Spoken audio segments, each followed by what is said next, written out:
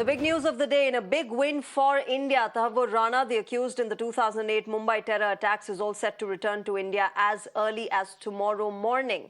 According to the latest updates, after his extradition plea was rejected by the US Supreme Court and his transfer to an undisclosed location being confirmed by American authorities, the National Investigation Agency is now moving swiftly to take control of the situation.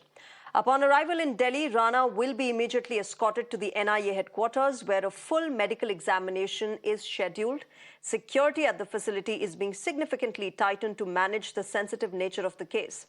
In preparation for his legal journey, the NIA has already completed the custodial remand paperwork, which is set to be submitted in the court shortly.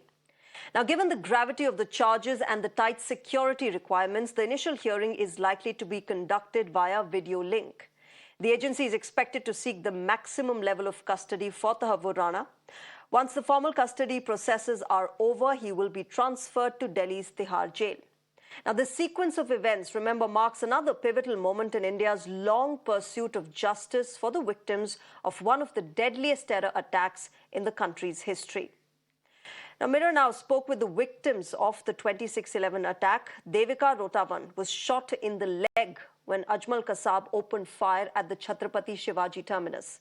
Devika, who was then 9 years old, was waiting with her father and brother for a train which would take them home. Devika is the youngest witness in the trial against Kasab.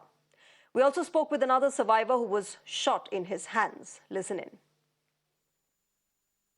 इधर लेके आने के बाद उसको भी कुछ तो सजा होना चाहिए, क्योंकि वो उसी दिन जो हल्ला हुआ था वो मेरे ऊपर भी हाथ लगी थी, हाथ में गोली लगी थी, मेरा हाथ इधर से फ्रैक्चर हो गया था।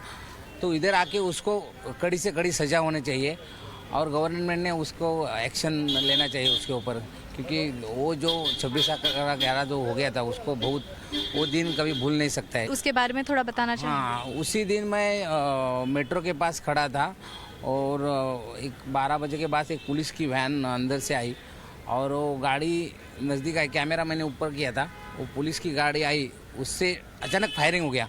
हमको किसी को पता ही नहीं था, सबको लगा पुलिस की गाड़ी है।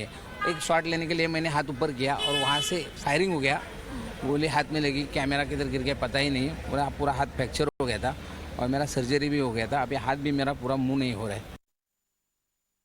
काफ़ी खुशी हो रही है कि तहव्वुर राना को फाइनली भारत लाया जा रहा है। तो इस बात से मैं एक ही बात कहना चाहती हूँ कि उसे लाने के बाद जो इन्फॉर्मेशन मिले उस पर जल्द से जल्द कार्रवाई हो और तहव्वुर राना को सिर्फ फांसी की सजा हो, और जो पाकिस्तान में आज भी आतंकवाद छुप के बैठे उसका फेस सामने आए। बिल्कुल। और देविका, हमने देखा ये आपकी जो लड़ाई है, हम सबकी लड़ाई 16 सालों से चल रही है और आज इसको एक तरीके से जीत हासिल होने वाली है। सरकार से मेरी एक ही मांग है कि तहव्वुर राना को लाने के बाद उससे सारी इंफॉर्मेशन निकाला जाए और जो पाकिस्तान में आतंकवाद जो छुप के बैठे आज भी जो मास्टरमाइंड और भी जो पकड़ा नहीं गए उसे भी इंडिया लाके फांसी की सजा दे और पूरे आतंकवाद को खत्म करे, और जो भी पाकिस्तान वाले या किसी का साथ देते हो गया आतंकवाद का तो उसे भी फांसी की सजा होनी चाहिए। पहले भी मैं उसी तरीके से तैयार थी कि आतंकवाद के खिलाफ लड़ना है और आज भी उसी तरीके से हूँ। तो कभी मैंने उस चीज़ के लिए सोचा नहीं है कि मुझे किस तरीके से उसका सामना करना है। वो दर्द आज भी मेरे वैसे ही है, कभी कम नहीं हुए, वो उल्टा वो बढ़ते गए। तो आतंकवाद के लिए मेरी खुनस कभी कम नहीं होगी, सिर्फ बढ़ते जाएगी।